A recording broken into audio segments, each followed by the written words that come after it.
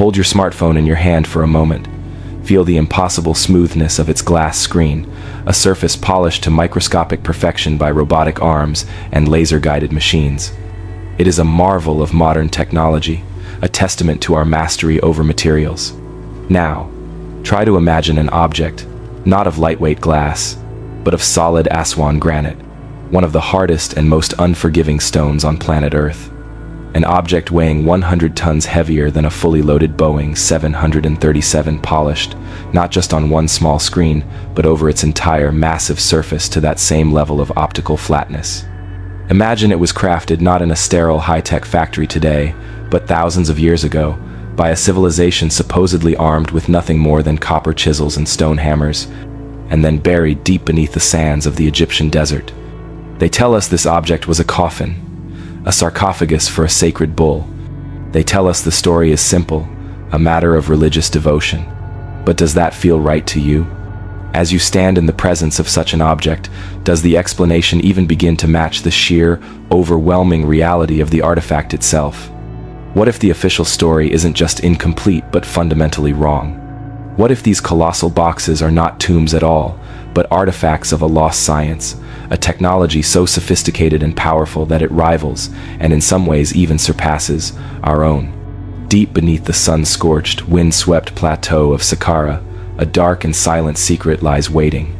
It is a mystery etched in granite, a question that challenges not just a few pages, but the entire foundation of ancient history as we know it. Today, we do not just visit a ruin. We enter a crime scene. We journey into those forbidden subterranean tunnels to confront the impossible coffins of Egypt, and we will ask the one question that mainstream Egyptology seems to fear above all others: who, or what, really made them? To truly understand the depth of this mystery, we must first walk through the story we are told, the narrative carefully constructed and presented in textbooks and museums around the world. Our story begins in 1850. The French archaeologist Auguste Mariette, a man driven by ambition and a passion for antiquity, was in Egypt. He wasn't looking for the Serapeum. He was following the ancient descriptions of the Greek historian Strabo, searching for a lost avenue of sphinxes that was said to lead to the complex. After days of digging in the suffocating heat, his team uncovered the head of a single sphinx, then another and another. He had found the path, but it did not lead to a temple. It led to something else, something hidden. He had stumbled upon the entrance to a legend, using explosives to clear the final rockfall, a foreshadowing of the brute force that would define his interaction with the delicate mystery within. Mariette blasted his way into the earth. As he and his team descended out of the blinding sunlight into the cool, silent darkness, their torchlight revealed a scene from a forgotten, almost alien age.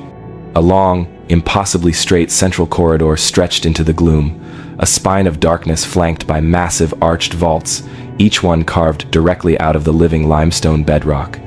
And inside most of these vaults, a truly colossal and terrifying sight, 25 monolithic sarcophagi, each one a giant of polished stone, silent, imposing, and perfectly black. The official explanation, which was formulated shortly after Mariette's discovery and remains the accepted doctrine of mainstream Egyptology today, is that the Serapeum was the grand necropolis for the sacred Apis bulls. In the complex and beautiful tapestry of ancient Egyptian religion, the Apis bull was no ordinary animal. It was considered a living, breathing incarnation of one of their most powerful creator gods, Ptah.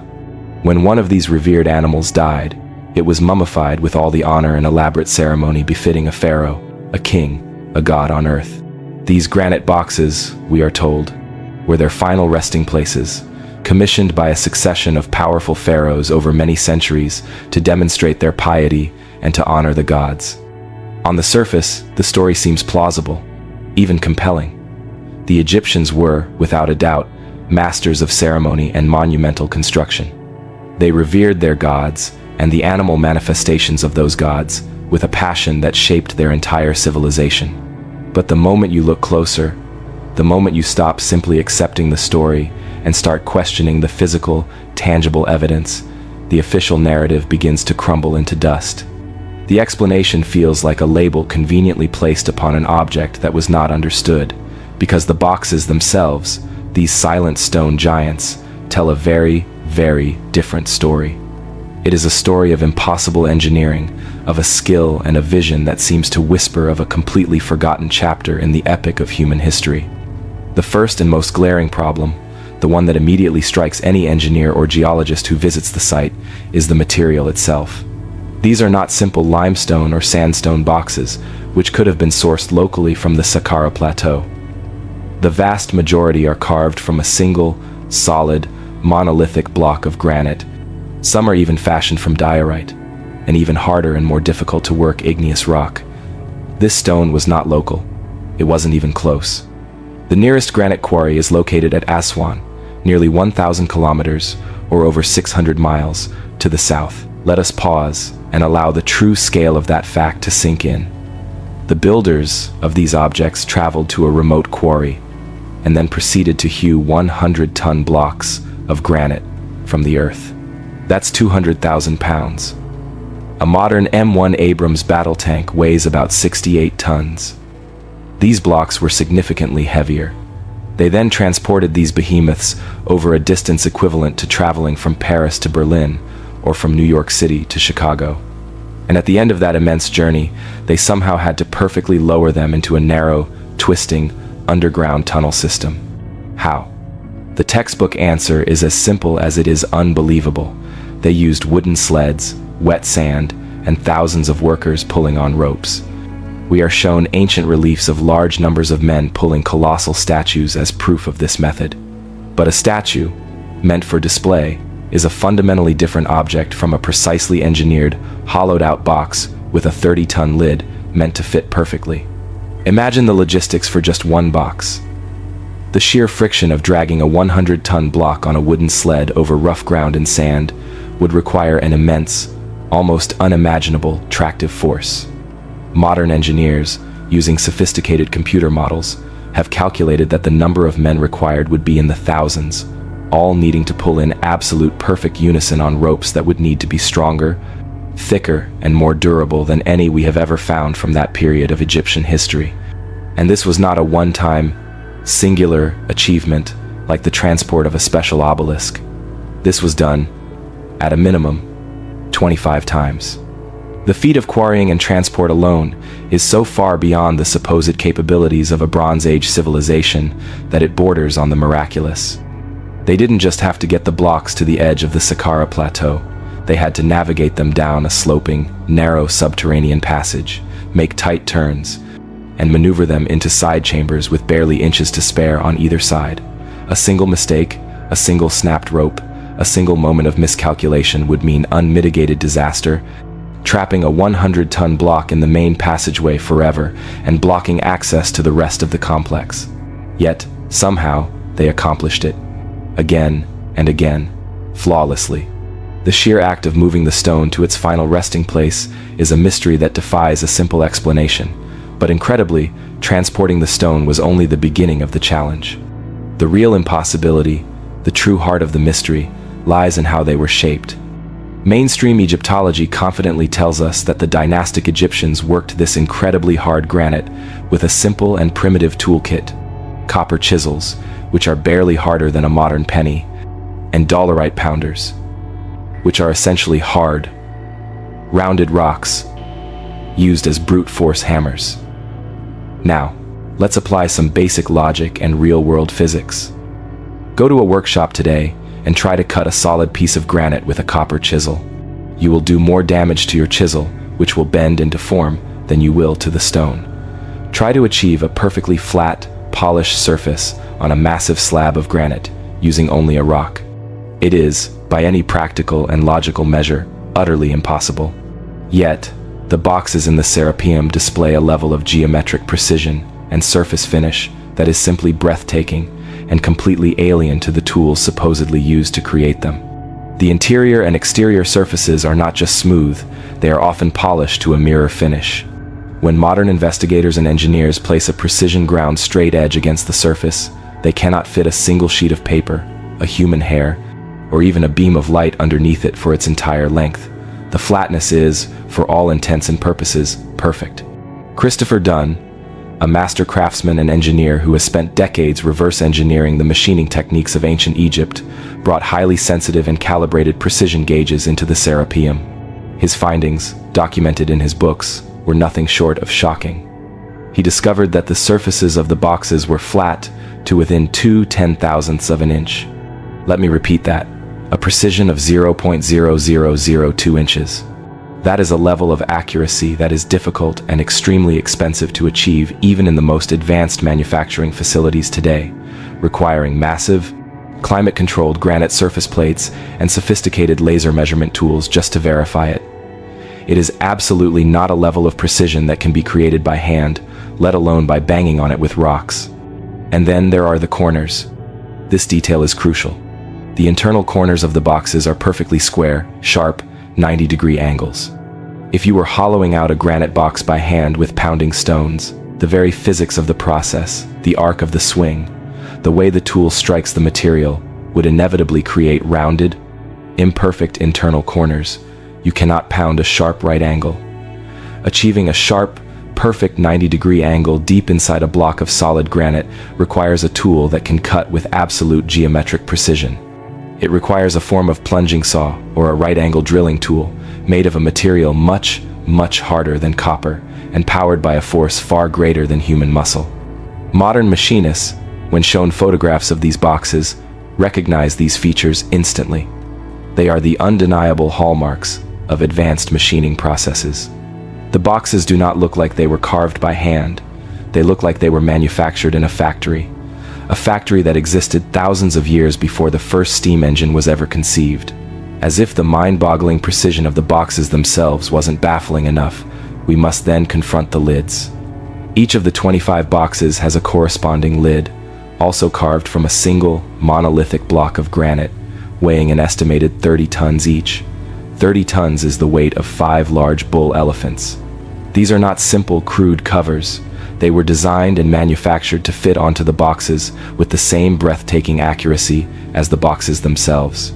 When the lid is placed on the box, the seal is so perfect that it is, for all practical purposes, airtight.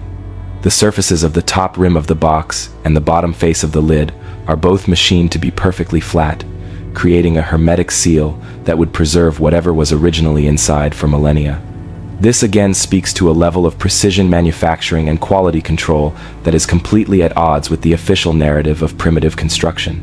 It is the kind of tolerance you would expect from a modern vacuum chamber or a piece of high-tech laboratory equipment, not an ancient coffin for an animal.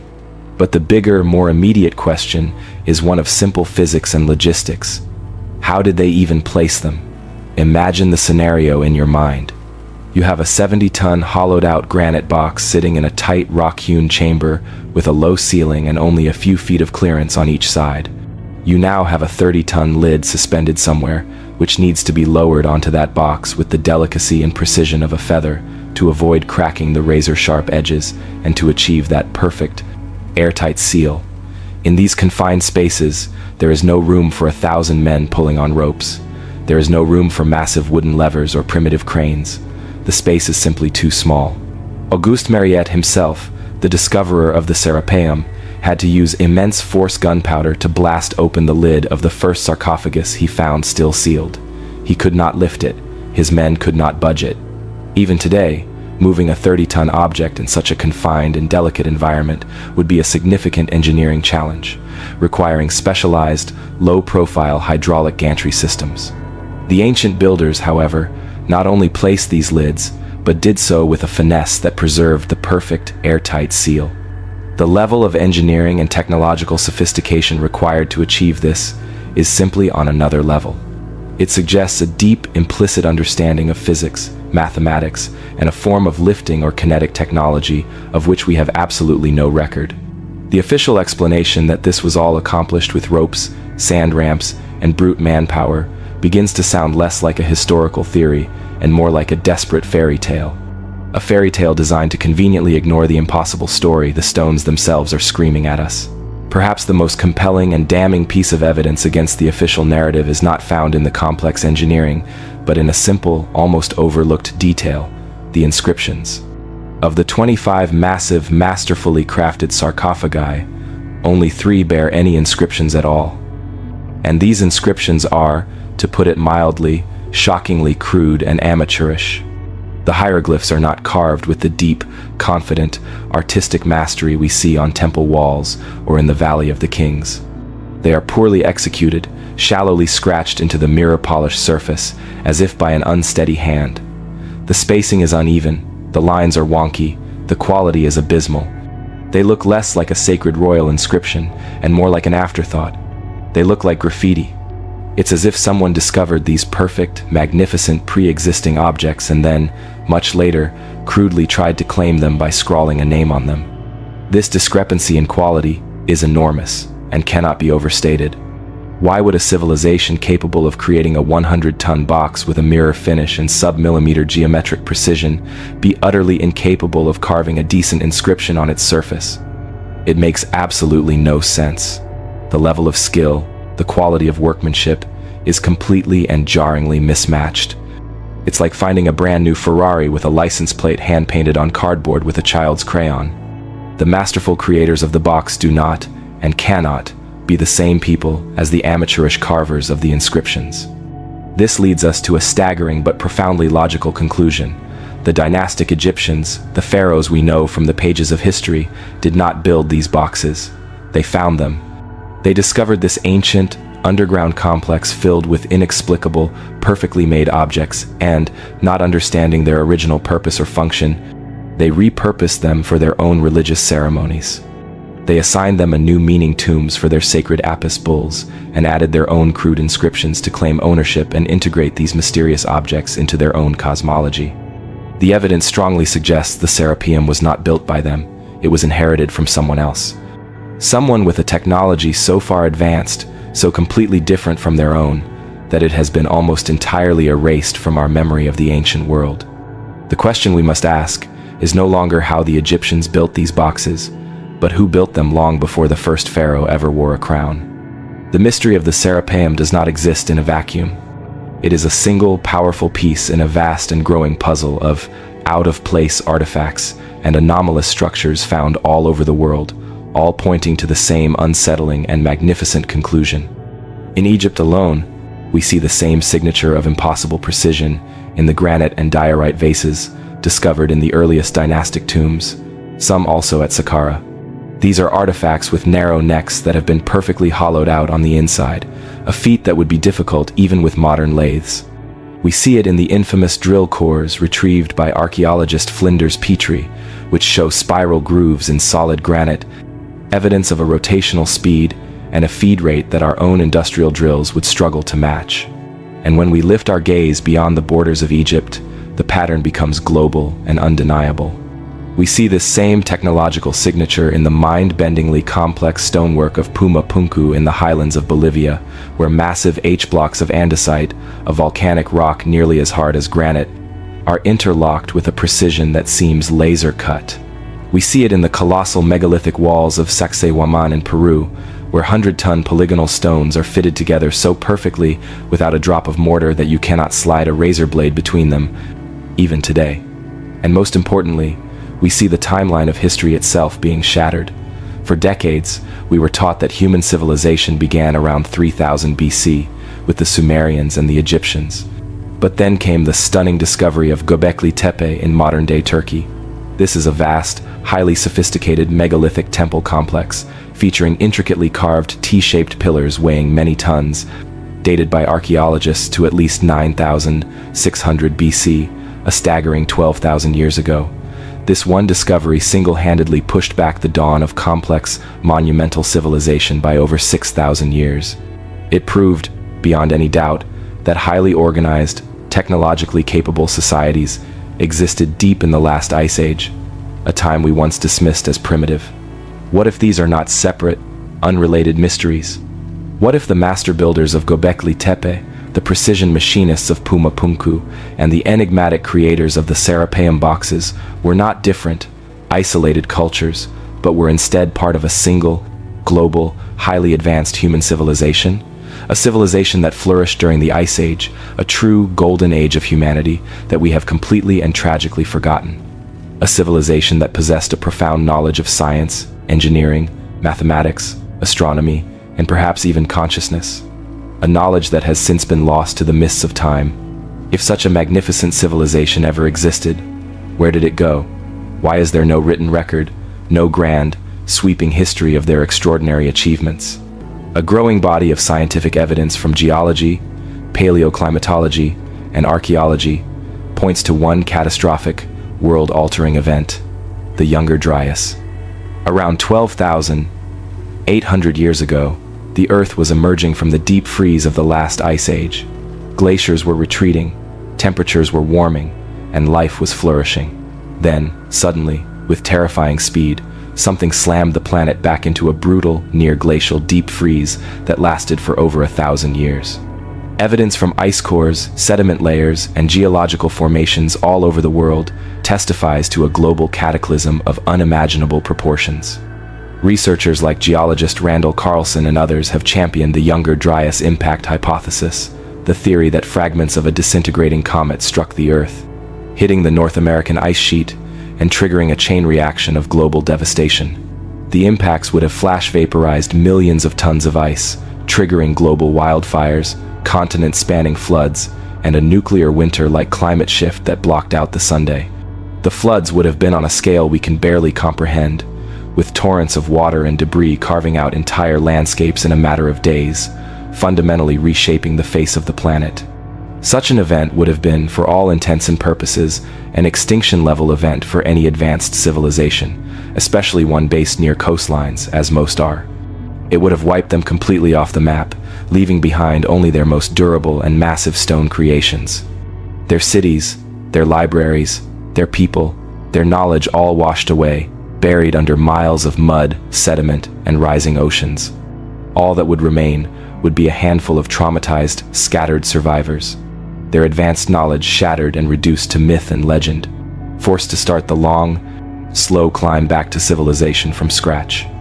Is it possible that the Serapeum boxes, the Great Pyramids, and the other megalithic wonders of the ancient world are the last surviving relics of this lost world? Are they the silent, indestructible tombstones of a forgotten mother culture, a message in stone from a time before our recorded history even began? The evidence is tantalizing, and it forces us to reevaluate everything we thought we knew about our own story. The subterranean tunnels of the Serapeum remain dark and silent. The great granite boxes, perfect and inscrutable, keep their secrets locked within their polished surfaces. Mainstream archaeology may continue to label them as simple coffins for bulls, a convenient and simplistic explanation that willfully ignores the glaring, overwhelming evidence of a superior and anachronistic technology. But for those who are willing to look with open eyes, for those who are willing to question the story we have been told, they represent something far more profound. They are an anomaly, a glitch in the accepted timeline of history. They are a profound challenge to our modern arrogance, a deeply humbling reminder that we may not be the pinnacle of human achievement on this planet. They strongly suggest that we are a species with amnesia, a culture born from the ashes of a forgotten, brilliant past, living amongst the ruins of a civilization so great that we can no longer even comprehend their works. They left us a message we are no longer advanced enough to read. The Serapeum of Saqqara is more than just a mystery of ancient Egypt. It is a mystery about who we are. It forces us to confront the possibility that our history is longer, more complex, and infinitely more magnificent than we have ever been led to believe. It compels us to ask, what other wonders lie hidden, waiting for us, beneath the sands of the desert, and beneath the dark waters of the world's oceans? What other secrets of our true epic past are waiting patiently to be rediscovered? The official story may be written in books, but the search for the truth, etched in stone, has only just begun.